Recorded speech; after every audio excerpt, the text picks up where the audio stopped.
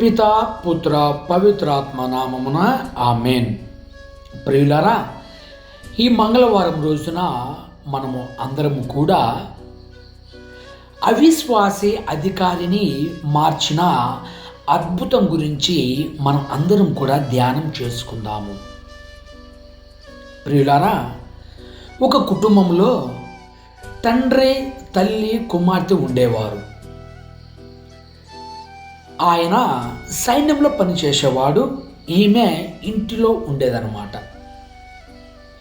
ఈ ఆవిడకు రోజు రోజుకి బాధ, కన్నీరు, వేదన, రోదన అన్నీ కూడా ఎక్కువైపోతున్నాయి. ఎందుకు ఇలా జరుగుతుంది ఆమె జీవితంలో అని ఆలోచిస్తే, ఆమె భర్త సైన్యంలో చేరి విశ్వాసానికి తక్కువ ప్రాధాన్యతనిస్తూ, ఆధ్యాత్మిక జీవితానికి తక్కువ ప్రాధాన్యతనిస్తూ దేవుణ్ణి మర్చిపోతున్నాడు. దేవుణ్ణి మర్చిపోయి ఆయన వేరే పనిలో ఆయన బిజీ అయిపోతున్నాడు. దానిని గమనించినటువంటి ఆ స్త్రీ రోజు కూడా ప్రార్థన చేసుకుంటూ ఉండేది. ప్రార్థన చేసుకుంటూ ఉండగా ఆమె ఒక రోజున అంతోని వారికి మొరపెట్టింది. అంతోని వారా, నా భర్త సైన్యములో చేరి ఈ విధంగా రోజు రోజుకి ఆధ్యాత్మిక జీవితంలో ఆయన కనుమరుగైపోతున్నాడు. ప్రార్థన లేదు, బైబిల్ చదవటం లేదు, చర్చికి రావటం లేదు అని చెప్పేసి ఆమె కన్నీటి ప్రార్థన చేసుకుంటూ ఉండగా ఒక రోజున ఆ కన్నీటి గాథను గమనించినటువంటి ఆమె కూతురు కూడా మోకరించి ప్రార్థన చేస్తూ ఉంటుందన్నమాట తన తండ్రి గురించి. ఈ విధంగా ఇద్దరు వాళ్ళు ప్రార్థనలో లీనమై తన తండ్రి మళ్ళీ తిరిగి రావాలి అని చెప్పేసి వారిద్దరు భావిస్తూ ఉంటారన్నమాట. భావిస్తూ ఉంటే ప్రియులారా, ఒకానొక రోజున కూతురు కన్నీటి ప్రార్థన గమనించినటువంటి ఆయన, తల్లి ఎందుకమ్మా అంటే, డాడీ నీవు దేవునికి తక్కువ ప్రాధాన్యత ఇస్తున్నావు, నీ యొక్క పనులకు ఎక్కువ ప్రాధాన్యత ఇస్తున్నావు, అందుకే నువ్వు మళ్ళీ తిరిగి రావాలి అని చెప్పేసి నీ గురించి నేను ప్రార్థన చేస్తున్నాను అని తన కూతురు చెప్తుంది అన్నమాట తండ్రికి. చెప్తే జూన్ 12వ తేదీన ఆమె చెప్తుంది అనమాట, రండి మనం వెళ్ళి చర్చిలో సహాయం చేస్తాము, రేపు పునీత అంతోని వారి పండగ అంటే, లేదు నేను రాను, మీరు వెళ్ళండి అంటాడనమాట.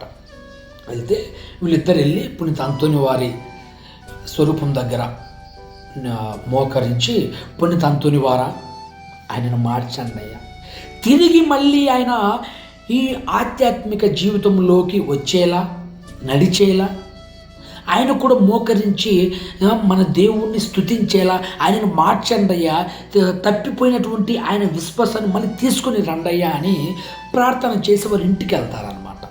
ఇంటికి వెళ్తే 13వ తేదీ జూన్ 13 పునీత అంతోని వారి పండుగ.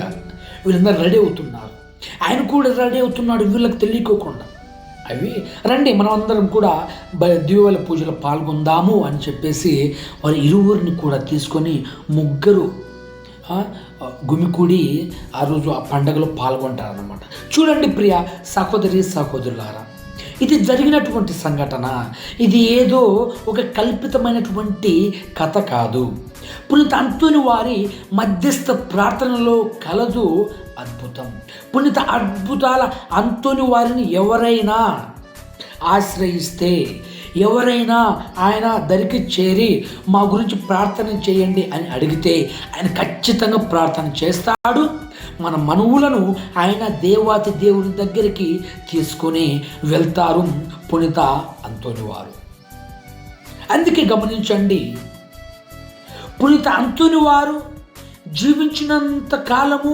జీవించిన కాలంలో కూడా అద్భుతాలు జరిగాయి.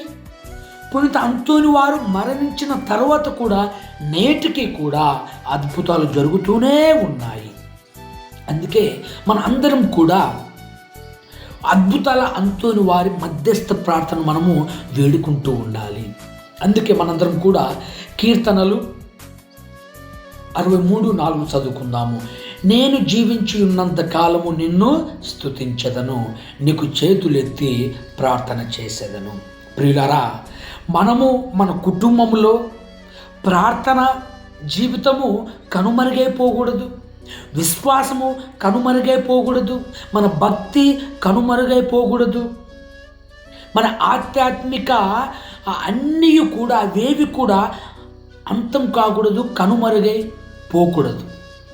మనం ఎప్పుడు కూడా ఆయన సేవలో, ఆయన భక్తి విశ్వాసాలలో, యథార్థ జీవితంలో మనం ఎప్పుడు కూడా ఒకే విధంగా ఉండాలి.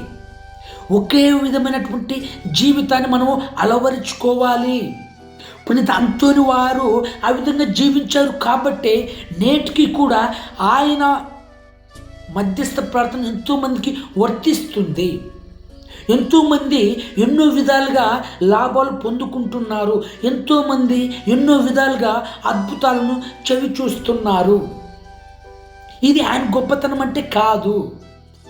కావున మనము కూడా మన జీవించినంత కాలము అటువంటి భక్తి విశ్వాసాలు మనలోకి రావాలని, మనలో ఉండాలని, మనం నిలదొక్కుకోవాలని, నిలబెట్టుకోవాలని, కట్టుకోవాలని, నడు బిగించాలని మన అందరం కూడా పునీత అంతోని వారి మధ్యస్థ ప్రార్థన వేడుకుంటూ, ఆనాడు ఆ కుటుంబంలో ఏ విధంగా ఆయన మధ్యస్థ ప్రార్థన ఏ విధంగా ఉపయోగపడిందో మన జీవితాలలో కూడా మనము విన్నవించటు విన్నపాలు అన్నీ కూడా ఫలించి ఫలితాలను ఇవ్వాలని చెప్పేసి ఈ మంగళవారం రోజున మనందరం కూడా పునీత అంతోని వారి మధ్యస్థ ప్రార్థనను వేడుకుందాము.